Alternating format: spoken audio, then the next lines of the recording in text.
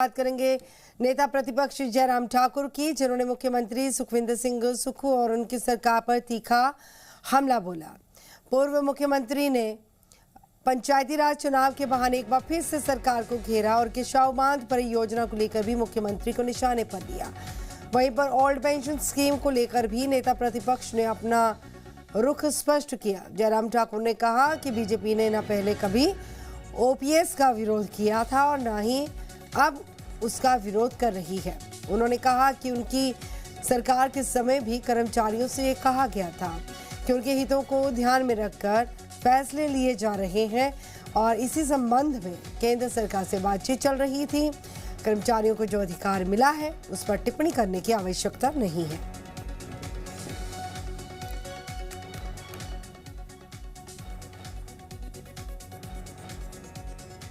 इस प्रदेश में मुख्यमंत्री एक ही बना है, आज से पहले कभी बना नहीं है और ना आगे होगा कभी, ऐसा लगता है उनको।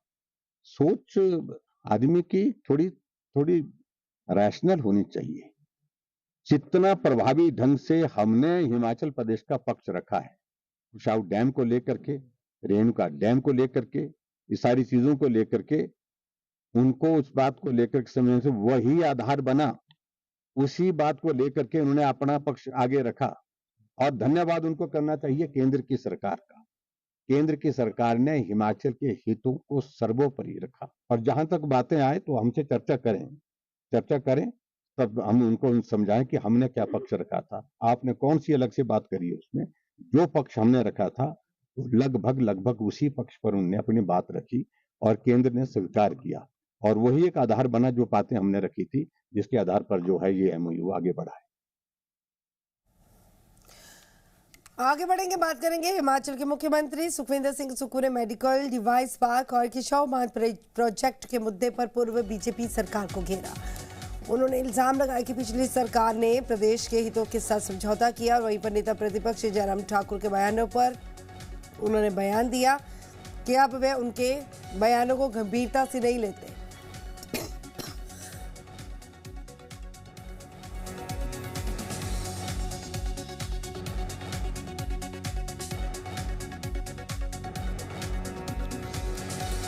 तो मुख्यमंत्री ने कहा कि जयराम ठाकुर के बयानों को वो गंभीरता से नहीं लेते। नेता प्रतिपक्ष जयराम ठाकुर पर पलटवार करते हुए मुख्यमंत्री ने कहा कि वे उनके बयानों को गंभीरता से नहीं लेते।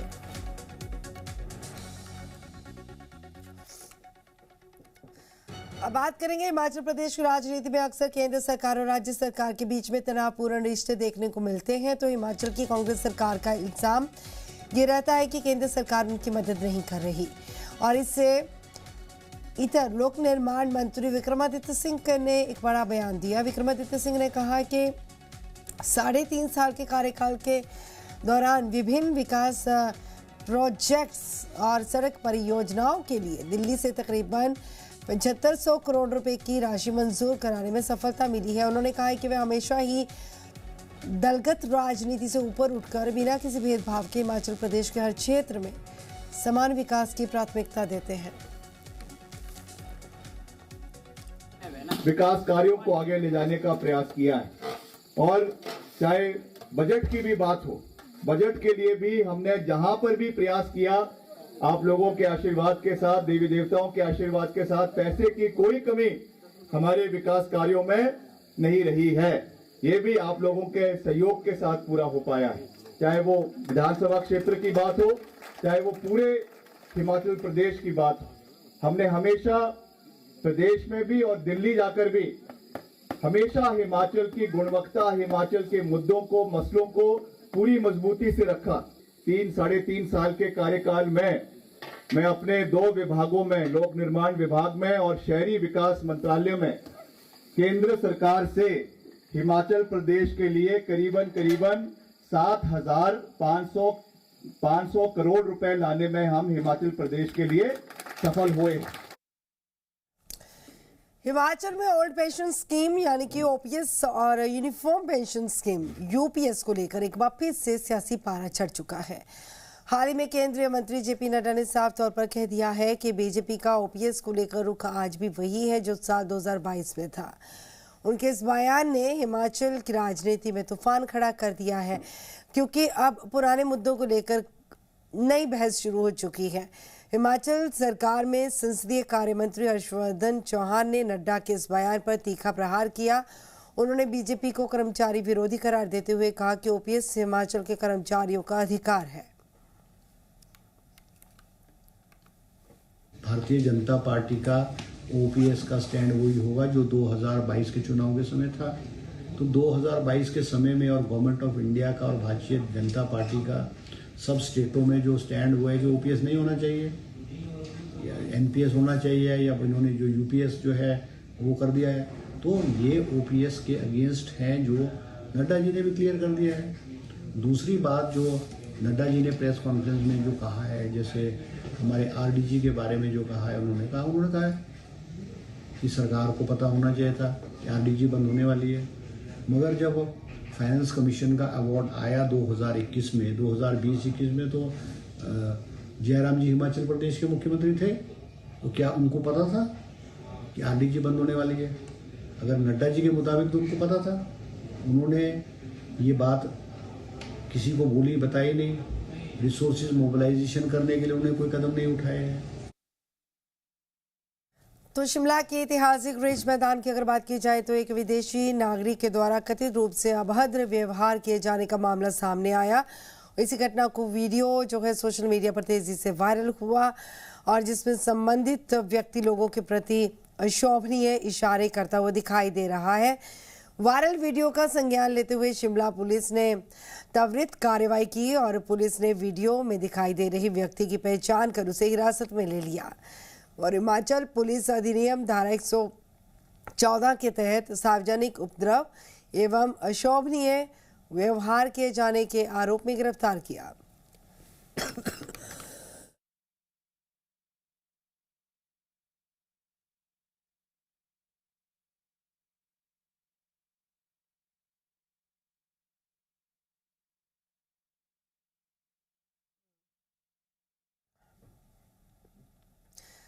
आगे बढ़ेंगे, बात करेंगे जिला कुल्लू के मुख्यालय के साथ।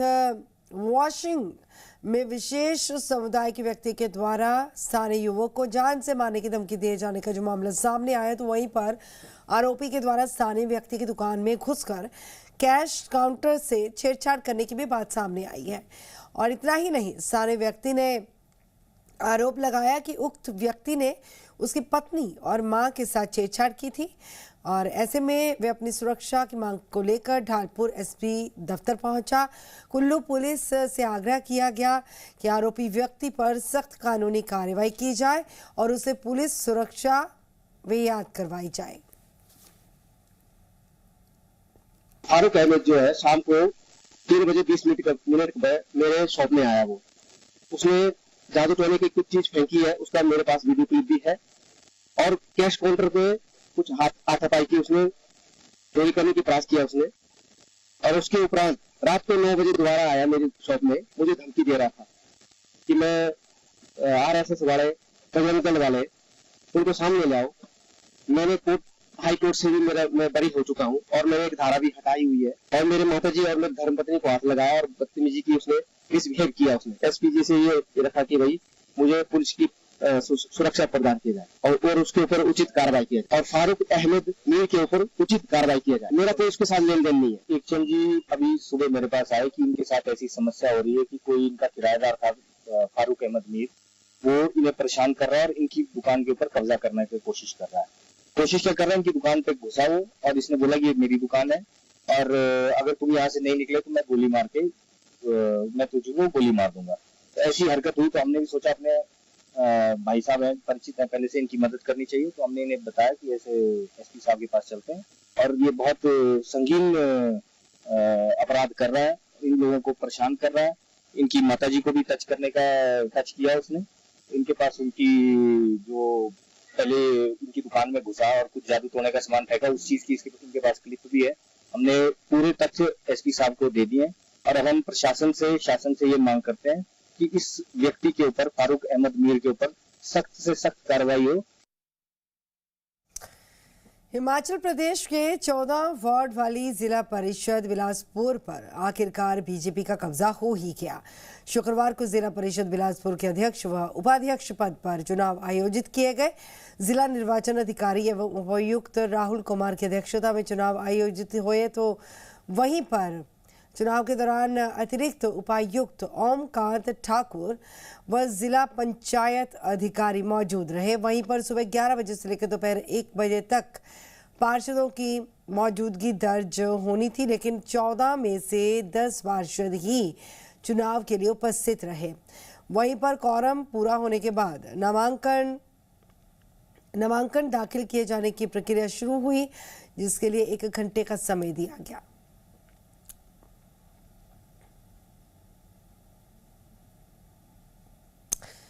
नगर परिषद चुनाव का परिणाम घोषित होने के करीब 1 महीने बाद आखिर नगर परिषद देहरा को कांग्रेस समर्थित अध्यक्ष और उपाध्यक्ष मिल गए। वार्ड नंबर 1 से पार्षद बनी निष्ठा को अध्यक्ष और वार्ड नंबर 5 से चुनी गई किरण को उपाध्यक्ष बनाया गया। विधायक कमलेश ठाकुर की मौजूदगी में दोनों के नाम की घोषणा हुई और इससे पहले 2 बार सहमति नहीं बन पाने की वजह से अध्यक्ष व उपाध्यक्ष के नाम की घोषणा नहीं हो पाई थी। शुक्रवार सुबह सभी पार्षद नगर परिषद कार्यालय पहुंचे और दोनों के नाम पर सहमति बनी। गौरतलब है कि नगर परिषद देहरा के तहत 7 वार्ड हैं और इस बार कांग्रेस 5 सीटों पर जीती है, जबकि बीजेपी 2 सीटों पर ही सिमट कर रहेगी।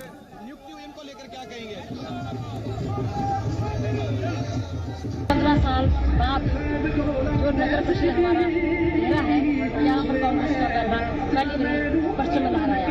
उसके लिए मैं यहाँ की जनता बोलिए आप यहाँ के इसके लिए मैं यहाँ की जो हमारी देहरा की जितनी भी जनता है और जो मेरे सहयोगी चुन के आए उनका मैं बहुत बहुत धन्यवाद देती हूँ और मुबारक देती हूँ।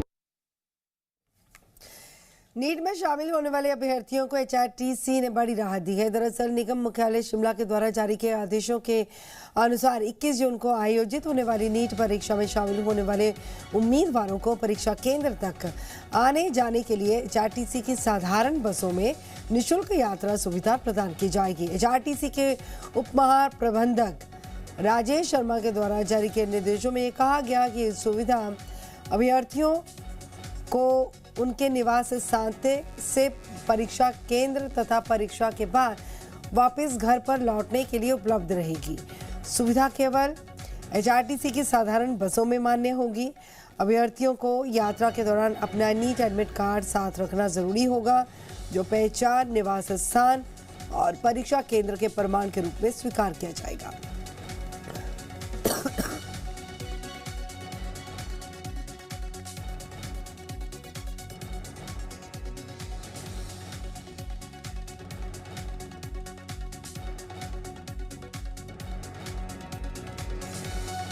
अब बात करेंगे NSUI के प्रदेश अध्यक्ष टोनी ठाकुर की, जिनके द्वारा नीट परीक्षा देने वाले अभ्यर्थियों के लिए मुफ्त बस सुविधा की मांग को प्रदेश सरकार ने स्वीकार कर लिया। इस संबंध में हिमाचल सरकार ने अधिसूचना जारी कर दी और इसी के तहत नीट परीक्षा में शामिल होने वाले अभ्यर्थियों को HRTC की बसों में निःशुल्क यात्रा की सुविधा प्रदान की जाएगी। टोनी ठाकुर ने बताया कि उन्होंने इस मांग को CM सुखविंदर सिंह सुक्खू और डिप्टी CM मुकेश अग्निहोत्री के समक्ष प्रमुखता से उठाया था। सरकार के द्वारा विद्यार्थियों के हित में सकारात्मक निर्णय लेते हुए इस सुविधा को मंजूर कर दिया गया। जो अभ्यर्थी है उनको फ्री बस सुविधा प्रदान करने की नोटिफिकेशन जारी कर दी है। ये जो फ्री बस सुविधा है ये 20 से लेकर 22 जून तक जो नीट के अभ्यर्थी हैं उनके लिए रहेगी और इसमें उनको अपना एडमिट कार्ड जो है वो HRTC की बसेस में दिखाना है और उनको फ्री बस सुविधा दी जाएगी। आप लोगों को पता है कि किस तरह से पूरे देश भर में बच्चों के साथ धोखा हुआ, नीट का पेपर लीक हुआ और धर्मेंद्र प्रधान इतने जो है वो बेशर्म मंत्री हैं कि वो अभी तक इस कुर्सी पर बैठे हुए हैं। हम लोगों ने मांग रखी थी कि बच्चों को फ्री सुविधा दी जाए, उसका फैसला सरकार ने लिया। हम उनके तहे दिल से धन्यवादी है। बात करेंगे खरीफ की फसलों के लिए सीजन में यूरिया खाद की कमी से जूझ रहे सिरमौर जिले के किसानों के लिए हिमफेड जल्द ही यूरिया खाद की खेप उपलब्ध कराएगा। हिमफेड के पांवटा साहिब स्थित बिक्री केंद्र में खेप पहुंच चुकी है। दरअसल जिले के विभिन्न क्षेत्रों में बिजाई के साथ ही मक्की की निराई और गुड़ाई का काम भी युद्ध स्तर पर चल रहा है और इस समय में फसलों के लिए किसान खाद डालते हैं, जिसके कारण जिले भर से यूरिया की मांग अचानक से काफी बढ़ गई थी। हिमफेड के एरिया मैनेजर मदन कुमार ने बताया कि पहले चरण में सिरमौर जिले को 270 टन की यूरिया खाद उपलब्ध हो रही है, जो अगले 2 दिनों के भीतर सिरमौर जिले के विभिन्न बिक्री केंद्रों पर उपलब्ध होगी।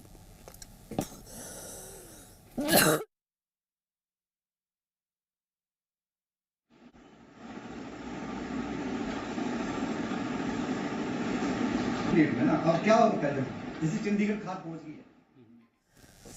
पुलिस जिला नूरपुर के द्वारा क्षेत्र में अवैध खनन और अवैध खनिज परिवहन को रोकने के लिए निरंतर विशेष चेकिंग मुहिम का आगाज किया गया। मामले की पुष्टि करते हुए एसपी नूरपुर कुलभूषण वर्मा ने ये जानकारी देते हुए बताया कि इसके अंतर्गत पिछले 24 घंटों में पुलिस टीमों ने विभिन्न उपमंडलों, सीमावर्ती खड्डों और संवेदनशील क्षेत्रों में विशेष नाकेबंदी और औचक निरीक्षण कर नियमों का उल्लंघन करने वाले कुल 22 वाहनों के खिलाफ माइनिंग एक्ट के तहत कड़ी कानूनी कार्रवाई अमल में लाई है। नूरपुर पुलिस जिला में अवैध खनन के खिलाफ पुलिस द्वारा कार्रवाई की गई है। इसमें पिछले 24 घंटों के दौरान टोटल 25 वाहनों को माइनिंग एक्ट के तहत कार्रवाई की गई है। इसमें मल्टी एक्सल वाहन और ट्रैक्टर शामिल हैं। टोटल 20 ट्रैक्टर हैं और 5 मल्टी एक्सल ट्रक्स हैं। पिछले रात को डमताल क्षेत्र में एक डमताल रांची मोड़ के समीप में मंदिर की जमीन पर, राम गोपाल मंदिर की जमीन पर भी अवैध खनन की शिकायत प्राप्त हुई थी, जिस पर छापेमारी की गई और अवैध खनन करने वाले व्यक्तियों के खिलाफ माइनिंग एक्ट के तहत डमताल थाना में मुकदमा भी दर्ज किया गया है और अवैध खनन में संलिप्त ट्रक को भी जब्त किया गया है। इसके साथ आगे बढ़ेंगे, बात करेंगे ऊना नंगल राष्ट्रीय राजमार्ग पर देहला के समीप शुक्रवार तड़के गौवंश को बचाने के प्रयास में एक ट्रक अनियंत्रित हुआ और पलट गया। हादसा सुबह का बताया गया है। गनीमत रही कि दुर्घटना में चालक को केवल मामूली चोटें आई हैं। ट्रक चालक ने अचानक से सामने आए गौवंश को बचाने का प्रयास किया, जिससे वाहन का संतुलन बिगड़ा और ट्रक सड़क पर पलट गया। वहीं पर इससे कुछ ही दूरी पर एक और सड़क हादसा पेश आया। नेशनल हाईवे देहला पर शुक्रवार सुबह एक ट्रैक्टर और एम्बुलेंस के बीच में टक्कर हुई और हादसे में ट्रैक्टर चालक और एम्बुलेंस चालक बार बार बच गए।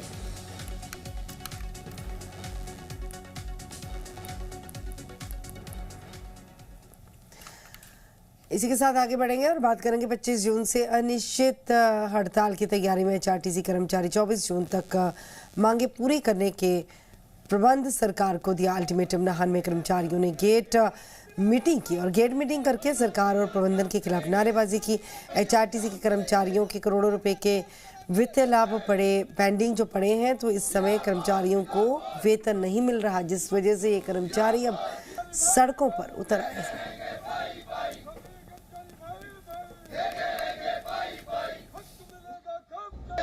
3.5 साल बीत गए। इस सरकार ने निगम के कर्मचारियों का सिर्फ शोषण किया। निगम के कर्मचारियों को सैलरी टाइम की नहीं है। 75 महीना का ओवर टाइम नाइट जो कि 150 करोड़ बनता है, इन्होंने आज तक नहीं दिया। 50,000 एरियर की किस्त पूरे हिमाचल प्रदेश के कर्मचारियों को 4 साल पहले मिल गई, लेकिन निगम के कर्मचारियों को आज तक नहीं मिली। 20 करोड़ मेडिकल रिवर्समेंट बनता है जो कि 4 साल का है, इन्होंने वो नहीं दिया। 4 वर्दियां हमारी ड्यू है, वो ये देते नहीं। प्रमोशन हमारी 8 महीने से प्रमोशन बंद है, वो ये करते नहीं। आखिर निगम के कर्मचारियों का इन्होंने शोषण किया, उन्हें प्रताड़ित किया, उन्हें दुखी किया।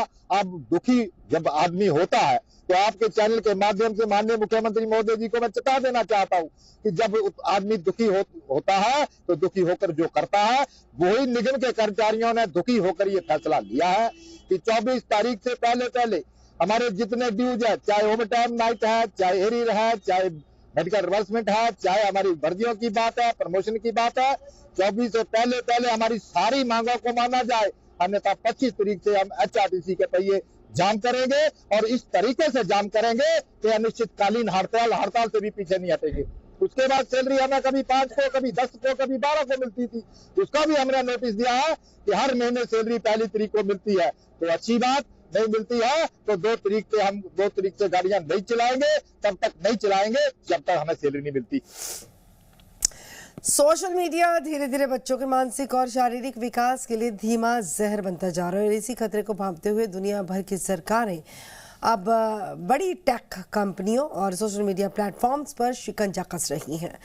ऑस्ट्रेलिया, ब्रिटेन, मलेशिया और कनाडा के बाद अब UAE ने 15 साल के कम उम्र के बच्चों के लिए सोशल मीडिया की पूरी तरह से बैन कर दिया है। देखिए खास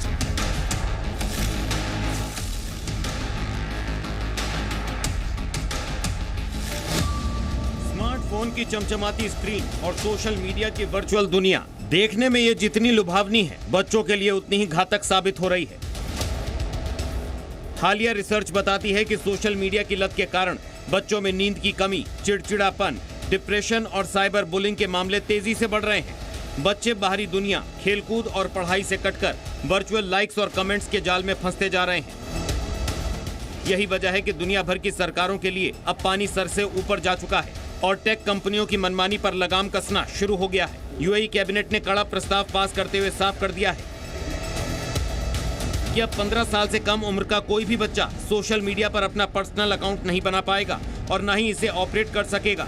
इस कानून की सबसे बड़ी बात यह है कि इसमें पेरेंटल कंसेंट यानी माता पिता की सहमति वाली खामी को भी खत्म कर दिया गया है। यानी अगर माता पिता भी इजाजत दें तब भी कानूनी रूप से 15 साल से कम उम्र का बच्चा सोशल मीडिया नहीं चला सकता।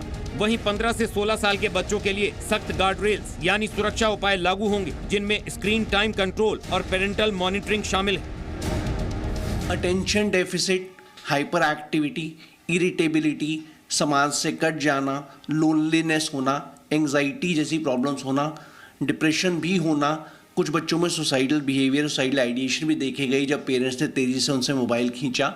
परिवार में अलगाव होने लगे हैं, बच्चे अलग बैठे हैं, पेरेंट्स अलग मोबाइल देख रहे हैं, परिवार में कोई जुड़ाव ही नहीं है। इससे कहीं ना कहीं आगे जाके व्यक्तियों के अपने ढांचे में आगे बढ़ने की क्षमता घट जाएगी। UAE सरकार ने सोशल मीडिया कंपनियों को अपने सिस्टम को सुधारने के लिए 12 महीने का ट्रांजिशन पीरियड दिया है। कंपनियों को सटीक और भरोसेमंद एज वेरिफिकेशन टूल्स लगाने होंगे। जो बच्चे गलत उम्र बताकर अकाउंट खोल चुके हैं उन्हें कंपनियों को खुद ढूंढकर बंद करना होगा। यही नहीं, नए नियमों के तहत कंपनियां अब बच्चों के पर्सनल डेटा से कमाई यानी डेटा मोनेटाइजेशन नहीं कर पाएंगी और न ही उन्हें टारगेटेड विज्ञापन दिखा पाएंगी। बच्चों को इस डिजिटल दलदल से निकालने की जंग सिर्फ UAE तक सीमित नहीं है, बल्कि दुनिया के कई बड़े और विकसित देश इस पर महा स्ट्राइक कर चुके हैं। ऑस्ट्रेलिया इस वैश्विक मुहिम की शुरुआत करने वाला पहला देश बना, जिसने 16 साल से कम उम्र के बच्चों को सोशल मीडिया अकाउंट रखने या बनाने पर पूरी तरह बैन लगा दिया। ब्रिटेन में सोशल मीडिया बैन के साथ बच्चों के लिए लाइव स्ट्रीमिंग और अनजान लोगों से बातचीत के फीचर्स को भी पूरी तरह ब्लॉक किया गया। वहीं मलेशिया में 16 साल से कम उम्र के सोशल मीडिया बैन के साथ उम्र जांच के लिए पहचान पत्र जरूरी किया गया। कनाडा में सेफ सोशल मीडिया एक्ट पेश कर बच्चों के अकाउंट्स पर रोक लगाई, उल्लंघन पर जुर्माने का भी प्रावधान किया गया है। बैन एक बड़ा ही कठिन सा शब्द है। कोई भी चीज़ जो बैन की जाती है, लोगों की उसके लिए उत्सुकता और इस्तेमाल बढ़ता जाता है। तो मैं नहीं जानता एक डॉक्टरी तौर पे बैन क्या सही शब्द है, पर इस यूजेज को रेगुलेट करना, ना के बराबर करना या उसको इतना स्ट्रीमलाइन करना कि वो कुछ सुपरविजन में हो जाए, ये होना ज़रूरी है। अब उसके लिए क्या लॉजिस्टिक्स होंगे, वो बैन होगा या फिर सुपरविजन होगा या बच्चों की एजुकेशन होगी कि वो खुद ही जान जाएं कि उसका इस्तेमाल ना करें, वो कदम अलग अलग हो सकते हैं। UAE का ये कदम दुनिया में चल रही उस बड़ी मुहिम का हिस्सा है जहां बच्चों के बचपन को इस डिजिटल अंधी सुरंग से बाहर निकालने की कोशिश की जा रही है। ऑस्ट्रेलिया और ब्रिटेन के बाद अब खाड़ी देशों में भी इस शुरुआत ने साफ कर दिया है कि आने वाले दिनों में बच्चों के लिए डिजिटल दुनिया के नियम पूरी तरह बदलने वाले हैं।